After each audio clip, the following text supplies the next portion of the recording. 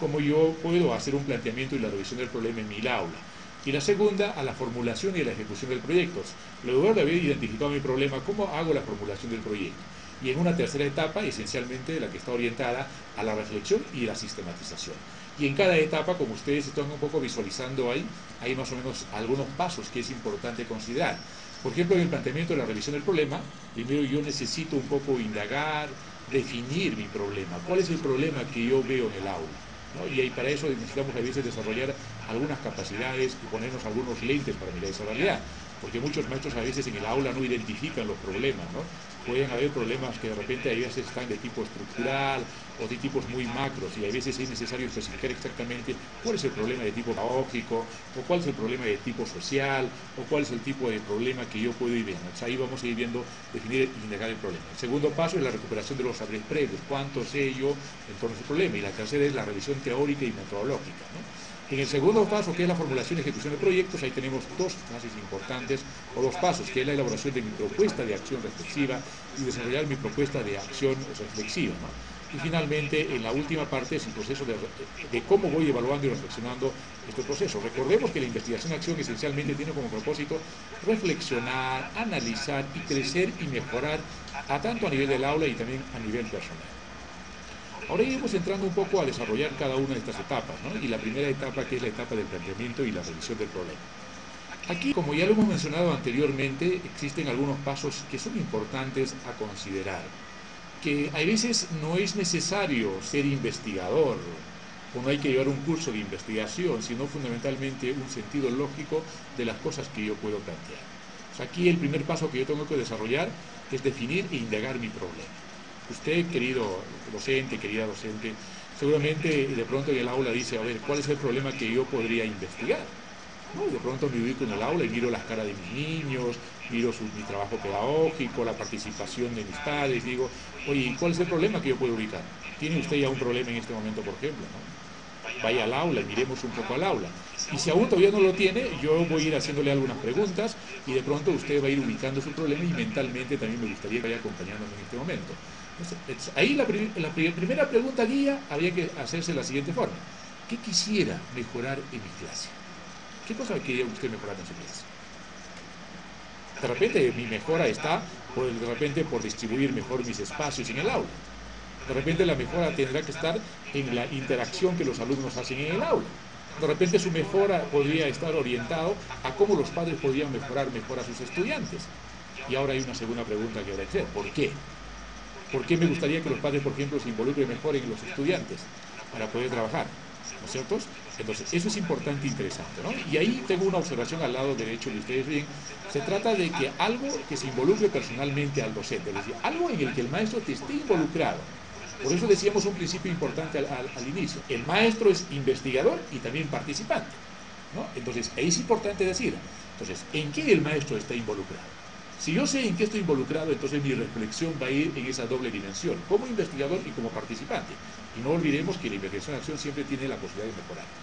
La segunda preguntita, después de que ya haya ubicado cuál es el problema más o menos que tengo en el aula, es la segunda. ¿Qué necesito conocer y reconocer más sobre el problema antes de iniciar el mejoramiento? Si yo estoy eligiendo, por decir, que los papás no están tan involucrados en la tarea pedagógica, entonces hay aquí esta pregunta que yo tendría que hacerme. ¿Qué necesito conocer o reconocer para que este problema realmente sea un proceso de mejoramiento? De repente, por ejemplo, conocer, ¿no es cierto?, ciertas familias con las que trabajo, cómo es su sistema de funcionamiento en la casa. Si estoy en un espacio rural, por ejemplo, preguntarme cuáles son los tiempos en el que ellos dedican a la chacra, al ganado. Si estoy en un espacio urbano, de igual forma, cuáles son los tiempos en el que trabajan y cuáles no trabajan. Y cómo esto de repente puede hacer que interactúe en el problema que estoy planteando. Entonces, eso es interesante, ¿no?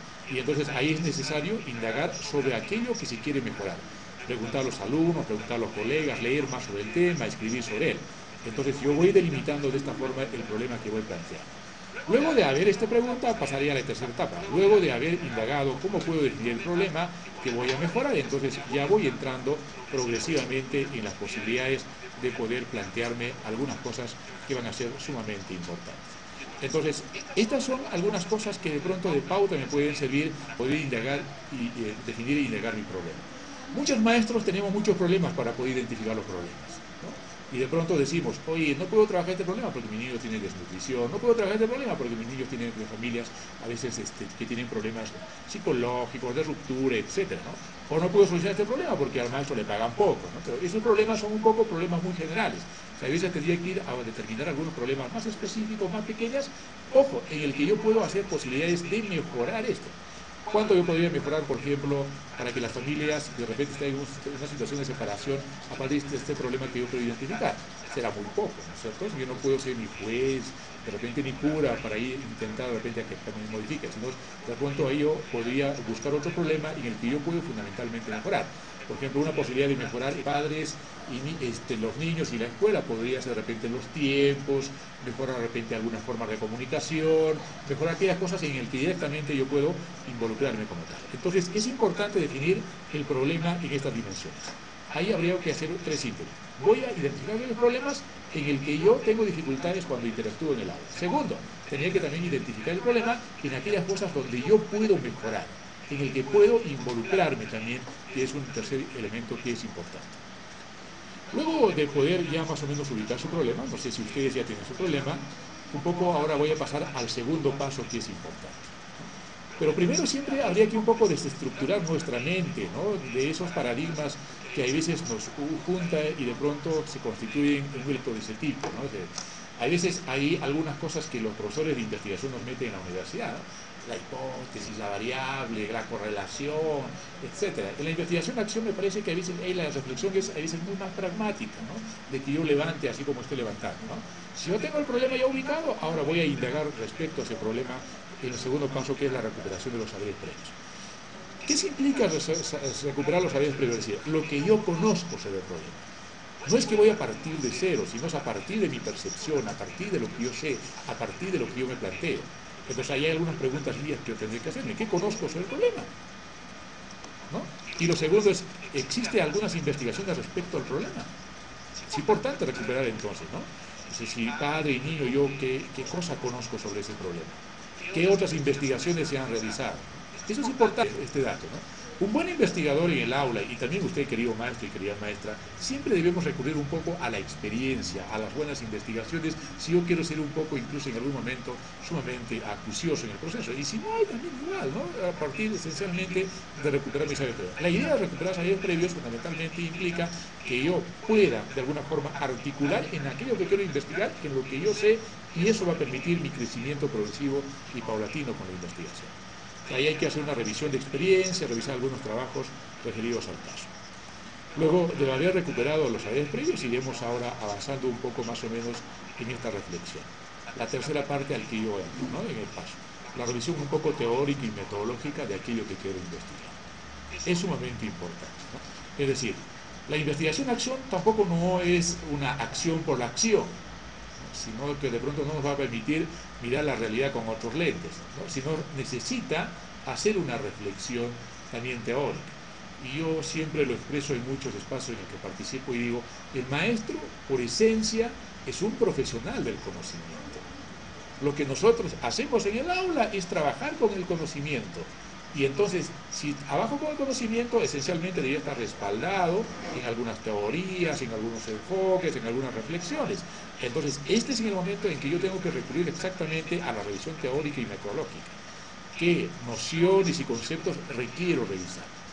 Porque ahí eso va a definir de alguna forma, tal vez incluso el enfoque en el que voy a colocarme, porque hoy, como ustedes saben, hoy en día casi todos los conceptos, todos los problemas pueden ser vistos desde distintos ángulos, ¿no? De igual forma, luego tendría que hacerme otra gran pregunta: ¿dónde encuentro y cómo acceder a dicha información? De repente en la biblioteca, de repente en internet, o de repente en un círculo de estudios, etcétera. Y ahora, ¿cuál es la metodología más adecuada para poder acceder a esa revisión teórica? ¿No? Entonces, por eso que la investigación-acción es una investigación a veces en conjunto, en equipo, de reflexión permanente, como es la construcción de todos los procesos de construcción de conocimiento. Entonces, creo que estos tres pasos son sumamente importantes en esta primera etapa, un poco de reconocer el problema.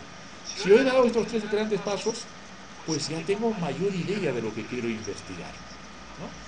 Yo tengo algunas experiencias que hemos venido trabajando en el Plan CAD, en el RONACAD, y este año fundamental, el año pasado, que cuando ya se fue, en la universidad, de pronto decíamos, a ver, ahora la etapa de poder encontrar problemas en el aula y ustedes van a formular. Y todos los problemas de pronto han estado con la variable desnutrición y aprendizaje, ¿no?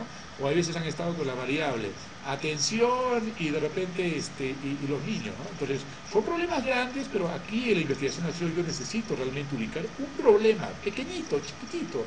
Ahí dice que de repente hasta no, si está, ahí se la percibo como insignificante y hacer estos 3 pasos anteriores para pasar a la segunda etapa, ¿no? Por ejemplo, una maestra me decía, ¿qué cosa yo podía investigar? Me decía, yo no tengo nada que investigar, no hay problemas en el aula. Y de pronto le preguntamos, es decir, ella decía, yo utilizo un cuaderno viajero para que mis niños puedan leer en la familia. Y ahí una pregunta, ¿y qué problemas tú tienes en ese cuaderno viajero donde los papás participen, donde los papás de repente puedan interactuar? No, es muy bonito, está interesante, ¿no? A ver, trae el cuaderno viajero, empezamos a mirar un poco el cuaderno viajero. Decimos, ¿cómo podemos interactuar maestro y profesor de la mejor forma? Él escribe, yo reviso. ¿Y los niños qué cosas hacen? ¿Qué no hacen? Ah, no, es que solamente esto los niños a veces se lo llevan por la tarde y vuelven al día siguiente. Entonces, si yo soy un poquito más acucioso, por ejemplo, ahí puedo ubicar un espacio para interactuar entre estos 3 actores, profesor, niño y padre de familia. Y de repente incorporar incluso a mi práctica pedagógica, decir, a ver, la familia tal lo ha leído de esta forma, lo ha leído de aquella forma. ¿Por qué no la próxima familia lo puede hacer de esta forma? Entonces voy mejorando la comunicación y al mismo tiempo de repente algunos procesos de comprensión lectora, ¿no? Entonces, eso es interesante y eso va a ir en la medida en cómo voy haciendo los pasos anteriores. Ahora iremos entrando al paso B, ¿no? Que es la etapa de la formulación y la ejecución de los proyectos. Si esto ya tengo ubicado, discutido, entonces entraré a esta segunda fase que es importante de cómo voy formulando y voy ejecutando este proyecto.